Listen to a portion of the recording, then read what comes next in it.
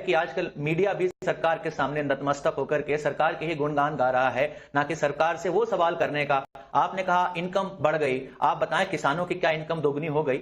जो गेहूं पहले 8 से 10 रुपए किलो मिलता था, आज 20-22 रुपए किलो मिल रहा है। क्या उससे वो किसान उतना ही गेहूं खरीद पाएगा जो 10-11 साल पहले खरीद पाता था? आज आलू के रेट क्या है?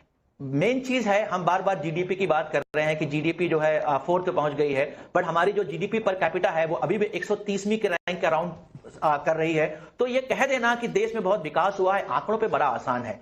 उसकी ग्राउंड रियलिटी क्या है, ये काम मीडिया का होना चाहिए जो विपक्ष कर रहा है। और यही बार बार हम सवाल उठा रहे हैं क्योंकि मीडिया नतमस्तक है, दलितों पर अत्याचार हो रहा है, गरीबों पर महंगाई की मार पड़ रही है, किसानों के साथ दोहरा व्यवहार किया जाना चाह रहा है, देश में आतंकवादी तो घुस आते हैं। कि राहुल की कोटरी के अंदर आपातकाल है, क्योंकि ना कांग्रेस के नेता राहुल गांधी की बात को सीरियसली ले रहे, ना शशि थरूर, ना पी चिदंबरम उनकी बात को सीरियसली ले रहे, ना उनके कार्यकर्ता उनकी बात को सीरियसली ले रहे, ना जनता उनकी बात को सीरियसली ले रही, सिर्फ पाकिस्तान और चीन उनकी बात को सीरियसली ले रहा है। इसीलिए राहुल गांधी की कोटरी ये बात कर रही है। मैं बताता हूं असली आपातकाल क्या होता है। जब 7,000 से ज्यादा पत्रकारों को जेल में इंदिरा गांधी डालती है, वो होता है असली आपातकाल।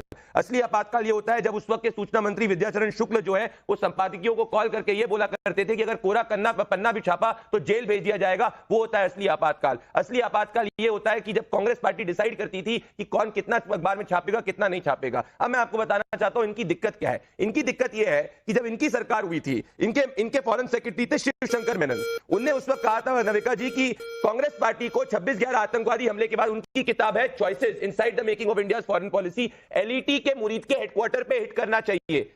मनमोहन सिंह, सोनिया गांधी और राहुल गांधी की सरकार ने बोला नहीं, हम जो है हिट नहीं करेंगे। इनके पास ऑप्शन था एलईटी के हेडक्वार्टर को हिट करने के लिए, पर ये नहीं हिट कर पाए। और एक और आज की विजुअल आपको बताऊंगा जो दर्शाता है कि देश 11 साल में कैसे आगे बढ़ा है। कर्नल सोफिया कुरैशी का परिवार प्रधानमंत्री नरेंद्र मोदी जी के रोड शो में फूल बरसा रहा था। यही दर्शाता है कि पूरे पेट्रियट और राष्ट्रभक्त हमारे साथ है। सिर्फ चीन और पाकिस्तान और कांग्रेस को दिक्कत है, उनके लिए आपातकाल हो सकता है, देश की जनता के लिए नहीं। राजकुमार